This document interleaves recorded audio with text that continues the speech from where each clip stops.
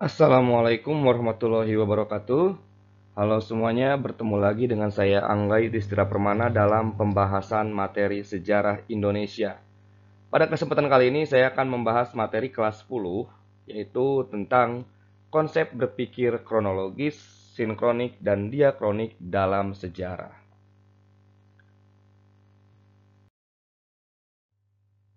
Kita akan awali dengan konsep berpikir secara kronologis.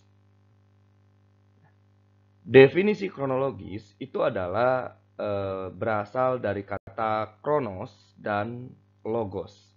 Kronos itu artinya waktu dan logos, sedangkan logos maksudnya itu artinya adalah ilmu. Jadi secara sederhana, kronologis itu dapat diartikan sebagai ilmu tentang waktu. Tapi dalam konsep sejarah, kronologis itu memiliki pengertian urutan waktu kejadian atau peristiwa sejarah. Jadi ketika kita berbicara tentang kronologis, berarti kita berbicara tentang urutan-urutan waktu, tentang tahapan-tahapan dari suatu peristiwa atau urutan berbagai peristiwa yang saling berhubungan satu dengan yang lainnya. Itu berpikir tentang kronologis. Lalu bagaimana cara penerapan berpikir kronologis dalam sejarah? Nah, cara paling mudah dalam menerapkan berpikir kronologis adalah dengan mengurutkan waktu kejadian sehingga nantinya akan membentuk alur peristiwa yang jelas.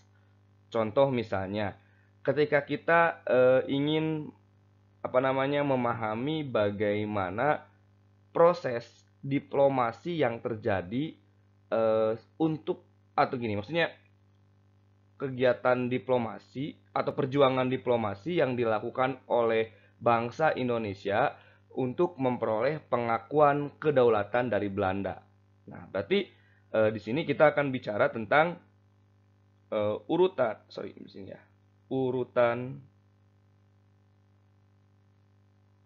perjuangan diplomasi. Kita akan bicara di sini urutan perjuangan diplomasi yang dilakukan oleh bangsa Indonesia untuk memperoleh kemerdekaan. Selanjutnya kita akan membahas diplomasi antara Indonesia dan Belanda untuk mempertemukan keinginan-keinginan kedua belah pihak yang bertolak belakang, di mana Indonesia pada saat itu ingin merdeka sepenuhnya, sedangkan Belanda masih ingin berkuasa di Indonesia. Nah, coba perhatikan timeline berikut ini. Pada tanggal 10 November sampai 15 November 1946, diadakanlah perundingan Linggarjati. Pada saat itu sebenarnya sudah ada kesepakatan, namun beberapa bulan kemudian, tepatnya pada tanggal 21 Juli hingga 5 Agustus 1947, Belanda melanggar isi perjanjian dengan melakukan agresi militer, dan itu adalah agresi militer yang pertama.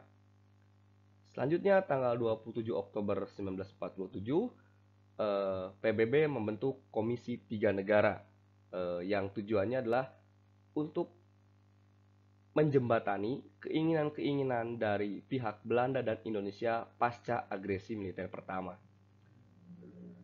Selanjutnya, tanggal 17 Januari 1948, sebagai tindak lanjut dari hal-hal yang sudah disepakati atau hal-hal yang diusulkan oleh Komisi Tiga Negara, maka ditandatanganilah perundingan Renville.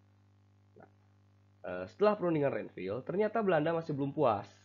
Lalu pada tanggal 19 Desember 1948, Belanda melakukan agresi militer yang kedua, di mana pada saat itu pusat pemerintahan Indonesia berhasil jatuh ke tangan Belanda. Ketika agresi militer Belanda kedua dilangsungkan, pusat pemerintahan Republik Indonesia ada di Yogyakarta. Karena Yogyakarta sudah dikuasai oleh Belanda, maka Indonesia memindahkan pusat kekuasaannya atau pusat pemerintahannya ke Bukit Tinggi dengan membentuk pemerintahan darurat Republik Indonesia di bawah Presiden Safrudin Prawira Negara. Kemudian tanggal 28 Januari 1949, PBB mengeluarkan resolusinya ya. Dewan Keamanan PBB mengeluarkan resolusinya yang isinya meminta agar Belanda dan Indonesia menghentikan kontak senjata. Nah, selanjutnya, tanggal 17 April hingga 7 Mei 1949 diadakanlah perundingan lagi antara Indonesia dan Belanda yang dikenal dengan nama Perundingan Roem-Royen. Nah, selanjutnya setelah perundingan Roem-Royen dilaksanakan pada tanggal 19 sampai 22 Juli dan 31 Juli hingga 2 Agustus 1949 diadakanlah Konferensi Inter-Indonesia, yaitu sebuah konferensi yang mempertemukan pihak-pihak Republik dan pihak-pihak RIS. Jadi ada pihak Republik Indonesia dan pihak RIS. Artinya RIS ini perwakilan dari negara-negara federal di wilayah Indonesia Serikat. Yang hasilnya mereka sepakat untuk ikut konferensi meja bundar di Belanda. Oke. Selanjutnya, saya akan mencoba menjelaskan materi berpikir diakronik. Diakronik ini berasal dari kata dia dan kronos. Dia artinya melewati, sedangkan kronos artinya adalah waktu. Jadi, diakronik secara etimologi ini memiliki pengertian melewati waktu atau melintasi waktu. Nah, dalam kaitannya dengan sejarah, berpikir diakronik ini memiliki pengertian sebagai upaya untuk menelusuri berbagai peristiwa sejarah yang saling berhubungan sebab akibat dari awal sampai akhir. Jadi salah satu ciri dari berpikir diakronik adalah adanya berbagai peristiwa yang saling berhubungan sebab akibat dari awal sampai akhir. Nah, dengan kata lain, berpikir diakronik ini bisa diterapkan jika dihubungkan dengan konsep berpikir kronologis. Nah, itu berpikir diakronik. Lalu, bagaimana cara menerapkan berpikir diakronik dalam sejarah? Caranya adalah dengan fokus pada satu peristiwa besar dengan menelusuri proses terjadinya peristiwa tersebut dari awal sampai akhir.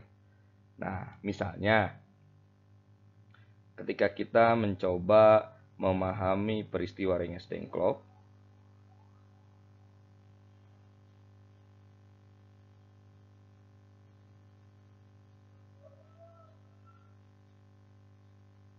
kita ingin mencoba memahami peristiwa Rengas Dengklok dengan menggunakan cara berpikir secara diakronik. Maka kita harus memulainya dari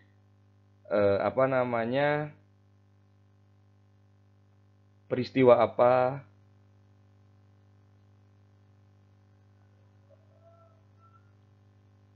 yang mengawali. Kita tahu yang mengawali peristiwa Rengas Dengklok itu adalah penjemputan paksa yang dilakukan oleh para pemuda terhadap keluarga Soekarno dan Hatta. Jadi kita tulis aja di sini dulu, Soekarno dan Hatta jemput. Banyak alasan yang digunakan oleh para pemuda ketika mereka menjemput Soekarno dan Hatta. Nah, salah satu alasannya adalah akan terjadi revolusi sosial di Jakarta, sehingga Soekarno dan Hatta harus segera diamankan. Nah, kemudian setelah peristiwa apa yang mengawali, kita lanjutkan lagi ke tahap berikutnya. Nah, tahap selanjutnya adalah tentang inti dari peristiwa Rengas Dengklok.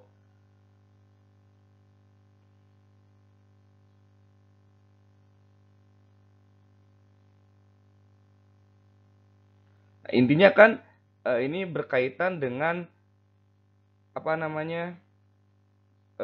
debat atau dialog ya, perdebatan atau dialog antara Soekarno Hatta melawan golongan muda.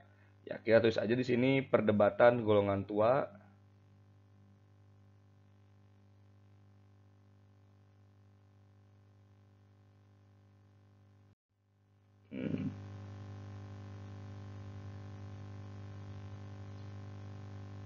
Perdebatan golongan tua dan muda tentang kapan proklamasi harus dilaksanakan.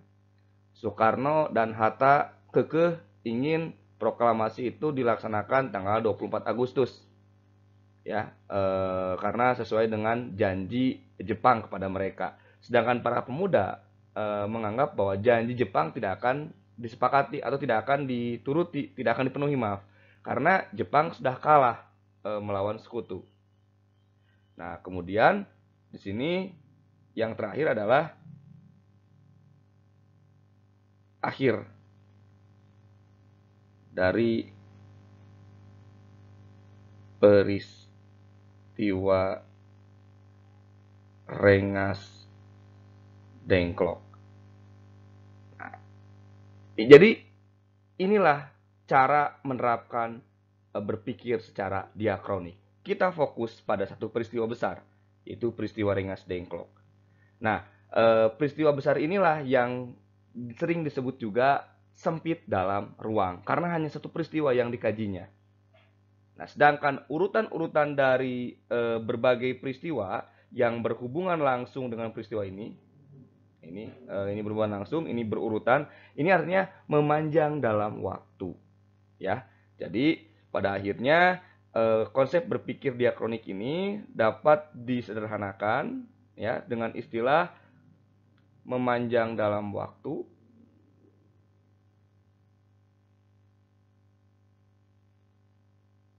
dan sempit dalam ruang. Ini adalah salah satu cara atau penjelasan dari berpikir diakronik. Selanjutnya kita akan membahas berpikir sinkronik. Secara etimologi, sinkronik itu berasal dari kata sin dan kronos. Sin artinya bersama, kronos artinya waktu. Sinkronik ini, kalau kita hanya berbicara secara harfiah, ini memiliki pengertian bersamaan dengan waktu.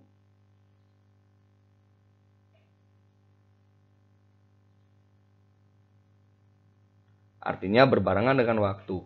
Nah, namun ketika kita kaitkan dengan pembelajaran sejarah atau kita kaitkan dengan sejarah, berpikir sinkronik itu artinya adalah mengkaji beberapa peristiwa yang terjadi di tempat berbeda pada waktu yang relatif bersamaan.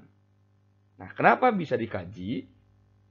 Maksudnya, kenapa beberapa peristiwa ini bisa dikaji secara bersamaan, padahal terjadi di tempat yang berbeda? Nah, ini karena adanya kesamaan-kesamaan pola dari peristiwa-peristiwa tersebut. Ya. Oke. Lalu bagaimana cara menerapkan berpikir sinkronik dalam sejarah? Caranya adalah fokus pada satu masa atau waktu yang mana terjadi berbagai peristiwa atau fenomena sosial di berbagai tempat, namun memiliki keterkaitan. Bisa berupa pola kejadian atau dampak yang dihasilkan. Nah, untuk memahami kesamaan pola tersebut, diperlukan konsep dari ilmu-ilmu sosial humaniora lain seperti ekonomi, politik, sosiologi, dan antropologi. Salah satu contoh dari penerapan berpikir sinkronik adalah ketika kita mencoba menjelaskan tentang beberapa kejadian pada tanggal 16 Agustus 1945. Mungkin istilah lain yang lebih tepat itu adalah situasi politik menjelang proklamasi kemerdekaan. Kita bisa tulis seperti itu. Kita tulis situasi politik menjelang proklamasi. Nah, ini adalah satu masa, satu periode tanggal 16 Agustus. Nah, kita coba cari peristiwa apa yang terjadi pada 16 Agustus ini. Oke, yang pertama yang tadi kita sudah bahas di berpikir diakronik, yaitu terjadi peristiwa Rengas Dengklok.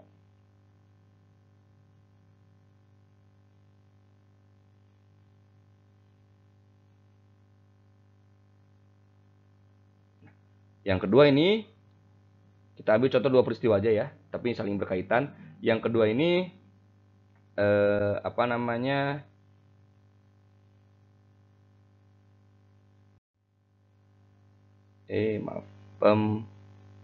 pembatalan sidang PPKI yang pertama. Nah, ini dua peristiwa ini terjadi bersamaan dan saling berkaitan. Peristiwa Rengas Dengklok ini memiliki tujuan untuk mempercepat proses proklamasi dan sebagai sebuah upaya supaya proklamasi kemerdekaan itu tidak dibantu oleh organisasi-organisasi bentukan Jepang, karena ingin menghindari asumsi dari negara luar yang menganggap bahwa kemerdekaan Indonesia itu adalah hadiah dari Jepang.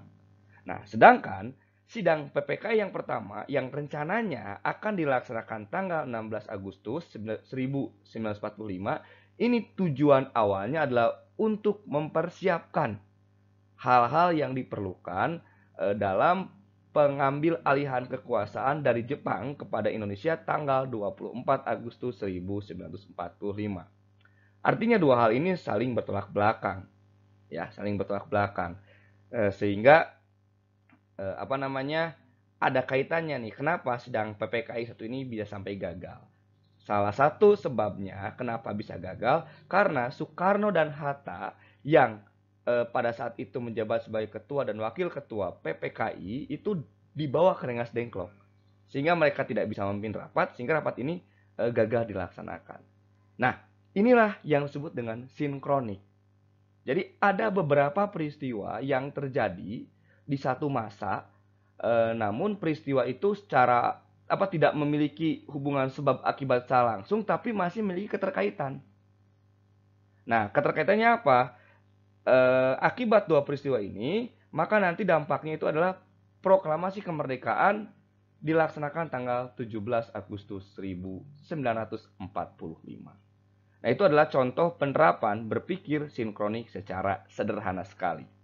Mungkin nanti kita akan, saya akan membahas lagi bagaimana penerapan berpikir sinkronik dalam video berikutnya.